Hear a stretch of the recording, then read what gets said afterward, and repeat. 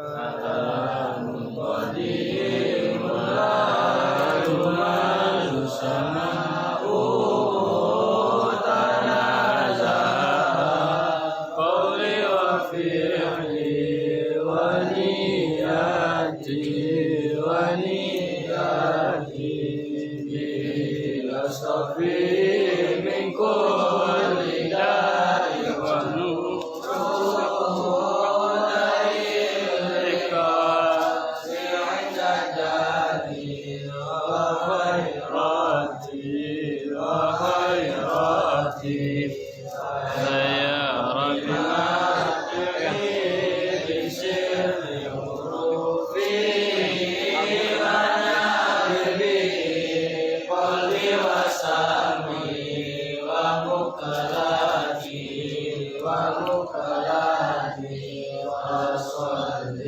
salim ya ilahi ala nabi ali wal ashabi bil hajati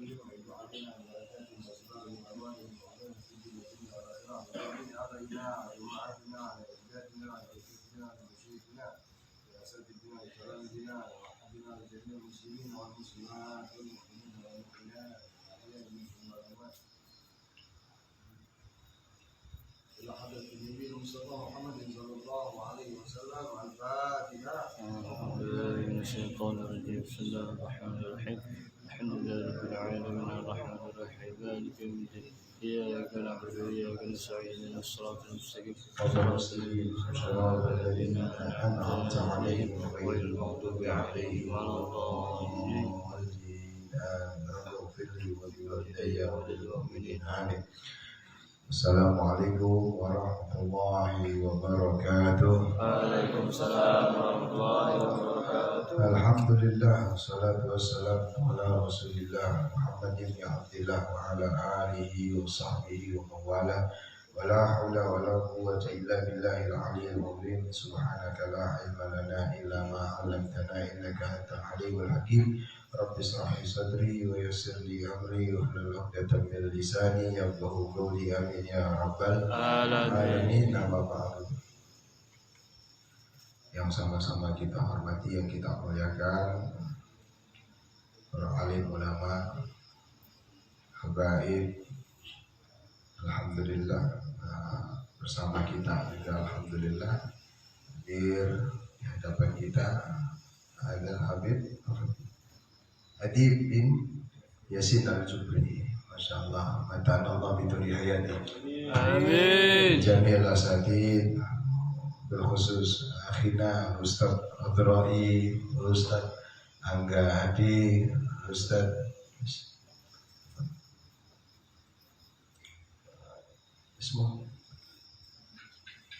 Adi Asmuni, alhamdulillah.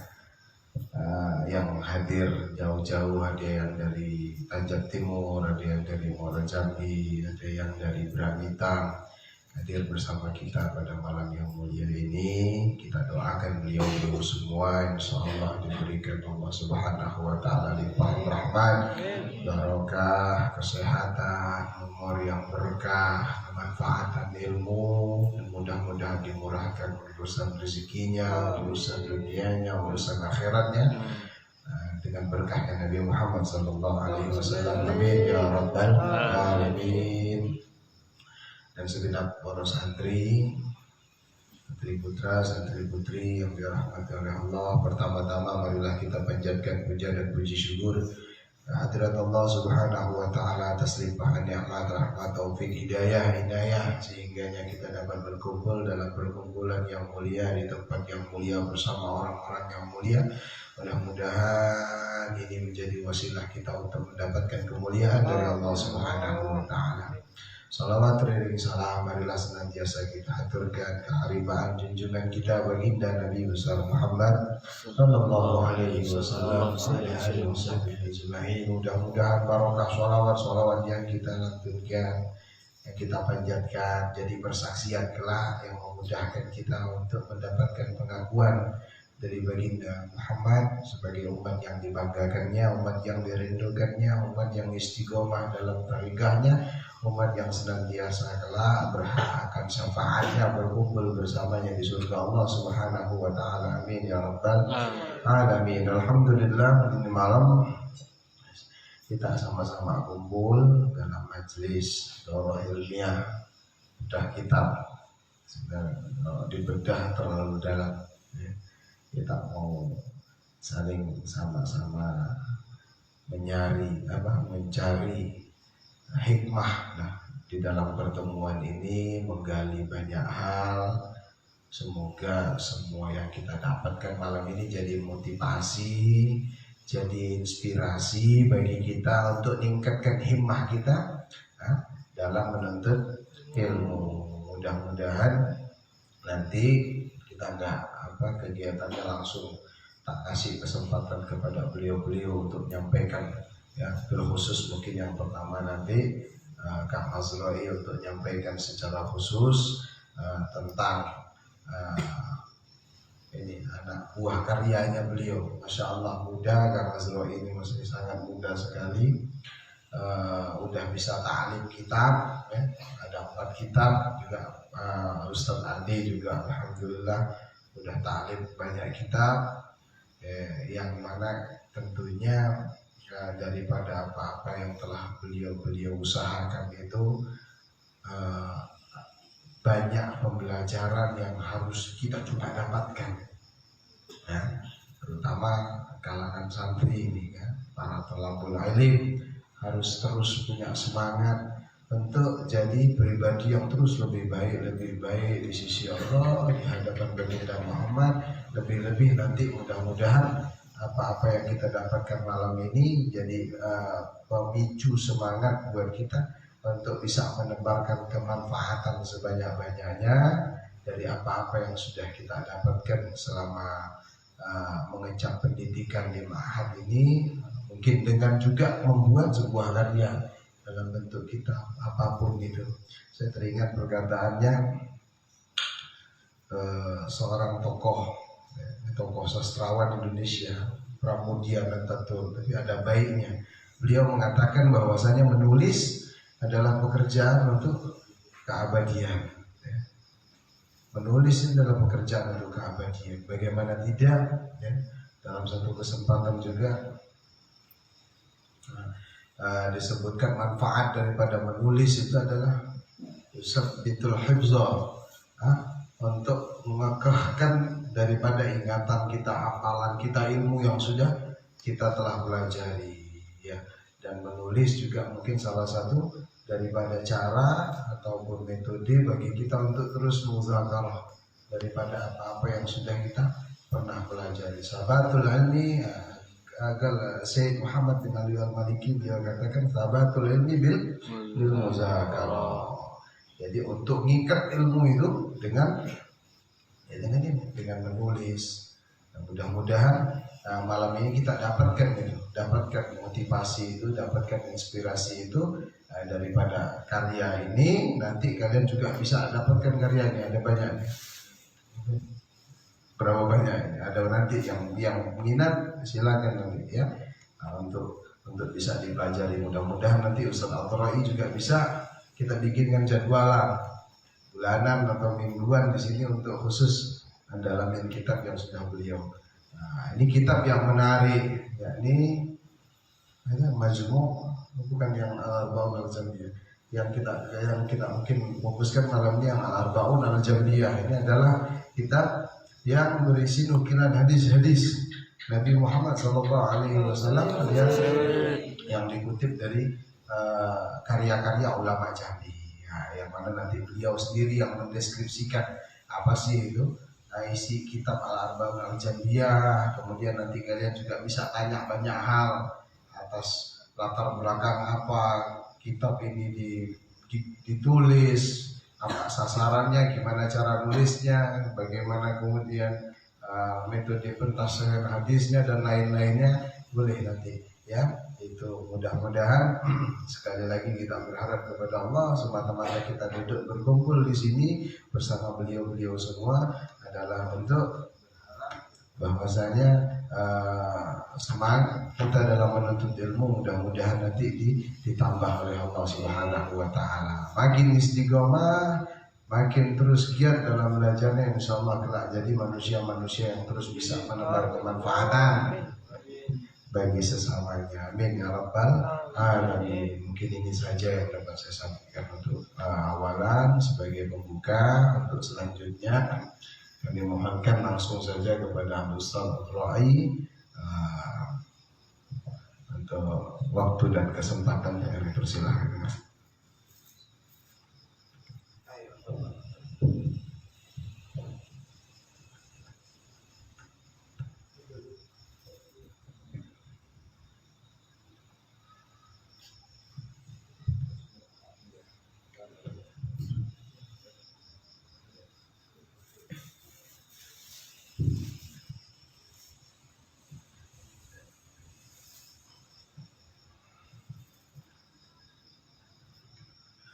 Assalamualaikum warahmatullahi wabarakatuh.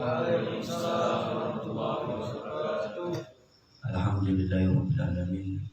Wassalatu wassalamu ala asyrofil anbiya'i wal mursalin wa ala alihi washabbihi ajmain. Amma ba'd. Hadratil Haramin Al-Ustaz Al-Fadil Ahmad Lutfi At-Tebing Tinggi, At-Tebing Tinggi. Yang saya hormati para dewan asatidah, para dewan guru dari Pondok Pesantren Fathul Ulum Fathul Ulum 2. Dan tak lupa juga kepada para santri putra maupun santri putri Pondok Pesantren Fathul Ulum 2. Alhamdulillah pada malam hari ini kita bisa berkumpul di tempat yang penuh barokah ini. Amin. Amin. Sholawat dan salam marilah kita curahkan kepada junjungan Nabi Agung, Nabi besar Nabi Muhammad sallallahu alaihi wasallam dengan ucapan Allahumma sholli ala sayyidina Muhammad wa ala sayyidina Muhammad. Temanya apa ini? Udah. Kalau dibedah ya sampai semua. Sudah jadi buku ini. Ya, kalau dibedah ya sampai semua. Ini saya beri judul Arba'un Al-Jambiyah. Jadi sebuah hadis-hadis yang jumlahnya ada 40. Arba'un kan 40. Arba'un Al-Jambiyah. Kemudian 40 hadis tersebut itu saya mengambilnya dalam 40 kitab yang ditulis oleh ulama yang ada di Jambi. Nah, berangkat dari situ saya berinisiatif memberi judul Arbaun al-Jamiyah. Lalu Ustaz Ahmad Lutfi nulis ya Arbaun tebing tinggiah. Jadi kita tunggu bentar lagi insya Allah terbit. Nah, maka saya berikan judul Arbaun al-Jamiyah. Ada ulama dari Kalimantan, Syekh Nurdin Marbu Al-Banjari. Beliau dari Banjar, Kalimantan. Beliau menulis juga Arbaun Al-Banjariyah karena beliau dari Banjar. Kemudian dan juga dari Padang, Syekh Yasin Isa Al-Padang. Itu yang menulis juga beliau Arbaun Padangiyah. Jadi tergantung daerah asalnya dari mana. Itu awal dari penamaan mengapa namanya Arbaun al-Jamiyah. Itu. Terus ini yang memberi kata pengantar, beliau adalah Gus Aski Ahyari yang juga sebagai putra dari wakil gubernur kita Kiai Abdullah Sani. Alhamdulillah beliau bersedia memberi kata pengantar pada buku ini.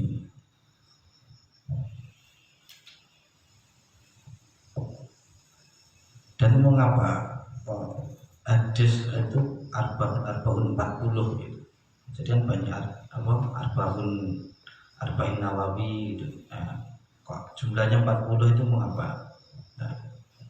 Salah satunya berangkat dari suatu mukadimah yang mana mukadimah itu juga terdapat dalam Arba'in Nawawi. Hadisnya seperti ini. Qala Rasulullah sallallahu alaihi wasallam, man hafidu ala ummati arba'ina hadisan min amri dinina wa aslallahu yaumal qiyamati bi sumratil fuqaha wal ulama. Jadi itu orang yang menghafal 40 hadis perkara agama, ya banyak, sholat, puasa, zakat, hafal 40 itu. Nah, maka dia besok ketika wafat itu kan dibangunkan lagi. Dibangunkannya akan digolongkan, kalau di sini banyak riwayatnya, ada fuqaha, ulama. Jadi ya berangkat dari situ saya berinisiatif menulis jumlahnya 40 itu. Karena kata hafid itu memang hafal ya, kata aslinya yang hafal 40 hadis. Tapi menurut saya pribadi, hafid itu maknanya sekarang itu luas. Jadi nggak hanya menghafal saja, tapi bagi siapa saja yang menulis, mungkin membaca 40 hadis juga bisa sebetulnya. Yang menghimpun, yang menjaganya, jumlahnya 40 itu juga bisa sebetulnya. Jadi nggak hanya terpaku pada hafalan itu dari. Kemudian 40 itu tadi saya katakan bahwa saya mengambilnya dari karya-karya ulama yang ada di Jambi. Ya banyak. Yang pertama, hadis pertama itu menuliskan dari kitab, mengambil sebuah hadis saya dari kitab Sulam Roja karya Syekh Usman Tunggal. Ada yang dari Tunggal ini. Jadi ada ulama Tunggal menulis, ada. Beliau lahir di Merlong, kemudian beliau belajar ke Mekah. Jadi ulama-ulama dulu ketika di Mekah itu mengapa banyak yang nggak pulang gitu. Maksudnya tujuan pertamanya memang haji, menunaikan ibadah haji. Tetapi sampai di sana itu nggak cuma haji, tapi juga belajar di Mekah. Karena alasannya begini, dulu itu naik haji itu membutuhkan waktu yang berbulan-bulan. Juga transportasinya, kendaraannya itu hanya ada kapal.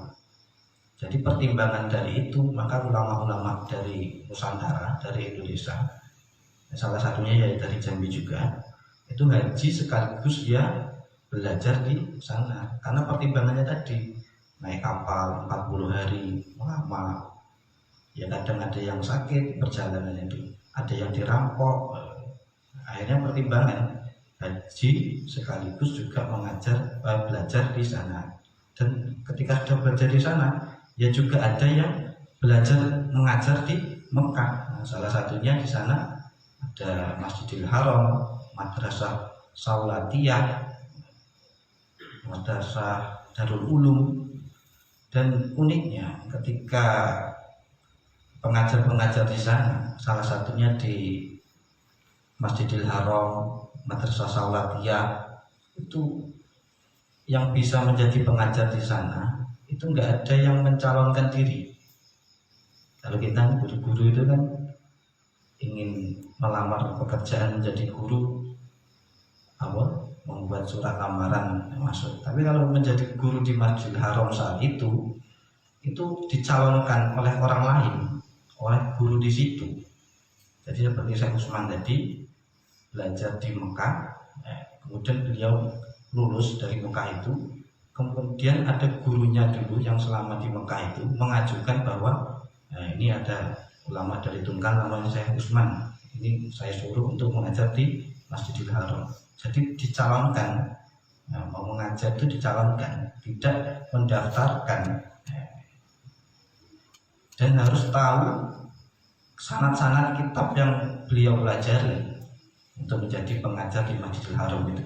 Jadi harus tahu ngaji kitab ini sanadnya sampai siapa, terus kitab fan ilmu lain itu harus tahu semua. Salah satunya seperti itu. Banyak sih dari Tunggal, ada juga Syekh Abdul Hamid bin Muhammad Amin At-Tungkali. Kalau tadi Syekh Usman itu lahirnya di Merlum, wafat di Mekah sana juga. Ada juga Syekh Abdul Hamid bin Muhammad Amin At-Tungkali. Beliau itu asli dari Tunggal. Kemudian beliau berangkat haji. Setelah berangkat haji ya belajar di sana di Mekah. Kemudian jadi pengajar di sana. Itu orang Tunggal asli.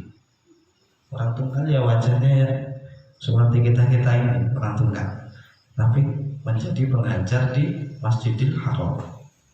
Bahkan beliau itu wafat dan dimakamkan di Jannatul Ma'wa. Jadi bukan sembarang orang yang bisa dimakamkan di Jannatul Ma'wa. Salah satunya yaitu tadi ulama dari Tunggal, Syekh Abdul Hamid Tunggal itu. Beliau bisa dimakamkan di sana. Yang terakhir dari Indonesia Kiai Imam bin Zubair. Nah, itu ada, jadi nggak sembarang orang yang dimakamkan di Ma'wa. Ma'wa itu bahkan dikatakan tempat pemakaman umum tertua di Mekah. Bahkan kalau dalam hadis itu dikatakan orang-orang yang dimakamkan dikuburkan di Ma'la. Kalau dalam hadis itu dikatakan yadkhulul jannah bi khairi hisab. Jadi nggak dihisab, nggak dihitung amal ibadah, pertimbangan itu enggak, karena dimakamkan di tanah di Ma'la. Salah satunya kita harus bangga, ternyata ada dari Tanjab Barat, dari Tunggal, yaitu Syekh Abdul Hamid At-Tungkali. Jadi hanya orang-orang alim saja yang bisa dimakamkan di sana.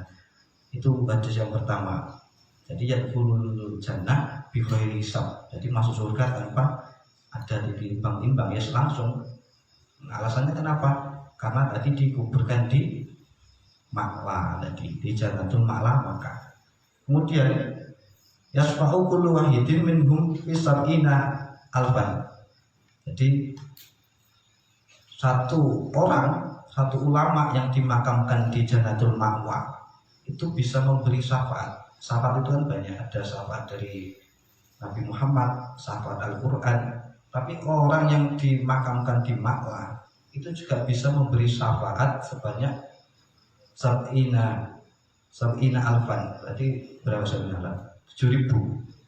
Jadi satu ulama yang dimakamkan di Ma'la, Jannatul Ma'la itu bisa memberi syafaat, memberi pertolongan sebanyak 70.000 orang. Kalau 70.000 orang itu ya otomatis yang pertama diberi pertolongan itu keluarganya, santrinya. Mungkin kita ini sebagai yang mencintai beliau, menelusuri biografinya, mencari kitabnya, itu bisa termasuk yang 70.000 itu. Semoga saja kan. Karena yang dimakamkan di Ma'la itu akan mampu memberikan syafaat terhadap pertolongan orang sebanyak 70.000 orang. Otomatis kalau 70.000 orang, Abdul Hamid Tungkal ini yang diutamakan dulu, yang diberi pertolongan pasti keluarganya, santrinya. Nah, kita sebagai yang mencari biografi beliau, mencintai, menelusuri karya-karya kitabnya, ya semoga kecipratan juga mampu dibawa di cangking gitu ya, mampu digondol, dibawa ke surga. Terus kemudian keutamaan dimakamkan di Ma'la itu, wujuhum kal qamari lailatul badr. Jadi wajahnya itu akan berseri seperti bulan purnama. Jadi ketika dibangunkan oleh Allah, orang-orang ulama yang dimakamkan di Ma'la, salah satunya tadi Syekh Abdul Hamid Tungkal, itu wajahnya akan berseri-seri. Jadi wajahnya itu glowing gitu. Nggak perlu pakai scanner ya, sudah itu, nggak perlu itu. Pokoknya yang dimakamkan di Ma'la ketika dibangkitkan oleh Allah itu wajahnya langsung berseri bersinar, nggak perlu pakai ini itu dispenser makanan. Itu keutamaannya. Ternyata kita tidak berpikir kan, ulama kelahiran Tungkalnya, orang Tungkal itu seperti kita ini, bukan Panjang Barat itu. Ternyata ya ada yang mengajar di Mekah, ada belajar di sana, ada bahkan wafat dan dimakamkan di Ma'la Mekah ya juga ada. Ternyata masih banyak lagi. Kurang lebih gambarnya ya seperti itulah. Terus ini juga ada, saya nulis lagi sebuah kitab Majmu'ah Adiyah min Ulama Jambi. Kalau tadi itu fokusnya kepada hadis, dan hadisnya jumlahnya 40 itu saya ambil dari kitab-kitab ulama Jambi. Kemudian yang kedua saya nulis Majmu'ah Adiyah min Ulama Jambi. Wayaliha asma'ul kutub al-jambiyah. Jadi saya mendapatkan doa-doa, dan doa-doa itu bersambung kepada ulama-ulama di Jambi. Tentu saya kumpulkan di sini ada 25 doa dari 20 ulama yang ada di Jambi. Terus ada dua kitab ini, Wayaliha Asmaul Kutub Al-Jambiyah. Jadi saya mendata nama-nama kitab yang ditulis oleh ulama Jambi per kabupaten. Jadi ada yang dari Tanjung Barat, Tanjung Jabung Barat, Tanjung Jabung Timur, Merangin, Kerinci. Ya, itu saya data. Ada berapa ulama yang menulis kitab, namanya siapa.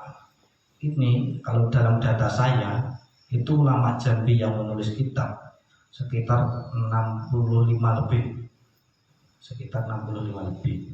Dengan jumlah total kitab yang ditulis tadi kan ada 65 lebih kan, dari berbagai kabupaten. Semua kabupaten ada di sini, Muaro Jambi juga.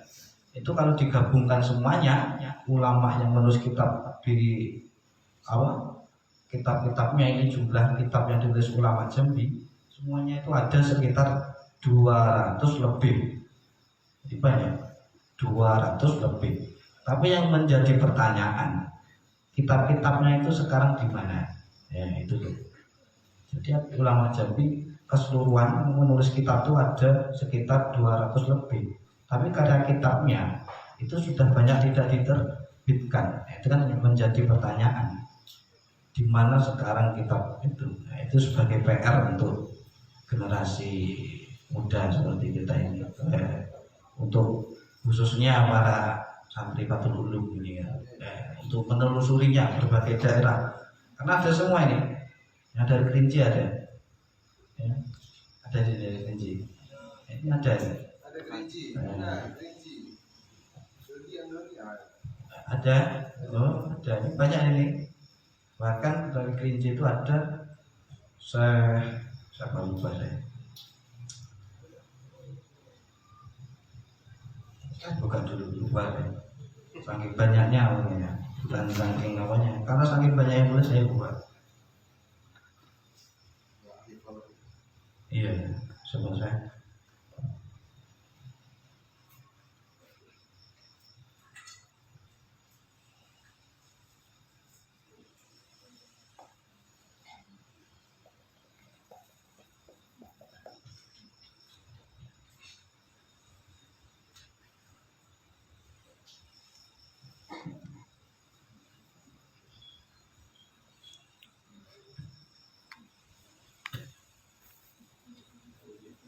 Syekh Muhyiddin Al-Kerinci. Nah, beliau itu juga menjadi pengajar di Masjidil Haram dan dimakamkan juga di Makla. Beliau itu yang menciptakan suatu kalender. Kalender itu kan ada kalender Jawa, kalender Arab. Tapi beliau itu menciptakan kalender Ummul Qura.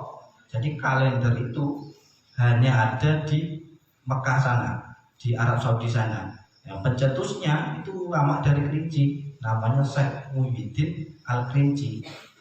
Jadi beliau tuh membuat, karena beliau tuh ahli falak, ahli dalam ilmu perhitungan. Ketika beliau di Mekah, beliau itu membuat kalender Ummul Qura, tapi khusus untuk daerah Mekah sana, Arab Saudi sana. Nah itu ulama dari Kerinci itu. Kan ada kalender Hijriah, ada kalender macam-macam kan. Makanya kalau biasanya kalau lebaran antara Arab Saudi dengan sini kadang beda, karena Arab Saudi itu kalendernya beda, tidak seperti kalender yang di kita sekarang ini.